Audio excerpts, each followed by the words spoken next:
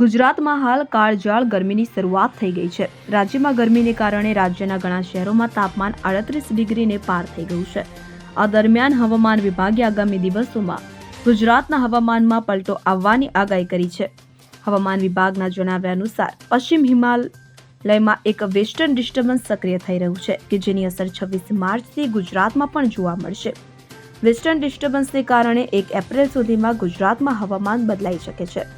ગુજરાતમાં છૂટાછવાયા સ્થળોએ ખાસ કરીને 29 માર્ચથી 1 એપ્રિલ સુધીના 3 દિવસ દરમિયાન કમોસમી વરસાદ પડી શકે છે, જેમાં 30 માર્ચે ઉત્તર ગુજરાતના મહેસાણા, બનાસકાંઠા, પાટણ અને કચ્છ જિલ્લામાં માવઠાની આગાહી છે, તેમજ 31 માર્ચે ઉત્તર ગુજરાતમાં મહેસાણા, બનાસકાંઠા, પાટણ, સાબરકાંઠા, સૌરાષ્ટ્રમાં સુરેન્દ્રનગર, મધ્ય ગુજરાતમાં અમદાવાદ, વડોદરા, આણંદ અને પંચમહાલ અને ભરૂચ અને કચ્છ જિલ્લાઓમાં માવઠું થઈ શકે છે, જ્યારે 1 એપ્રિલે અમદાવાદ, આણંદ, ખેડા, નર્મદા, છોટાઉદેપુર, દાહોદ, પંચમહાલ, મહીસાગર, અરવલ્લી અને ભાવનગર જિલ્લામાં વરસાદની શક્યતાઓ છે। Bureau report CN24 news. હવે જુઓ દેશ દુનિયાની તમામ ખબરો તમારી આંગળીના ટેરવે।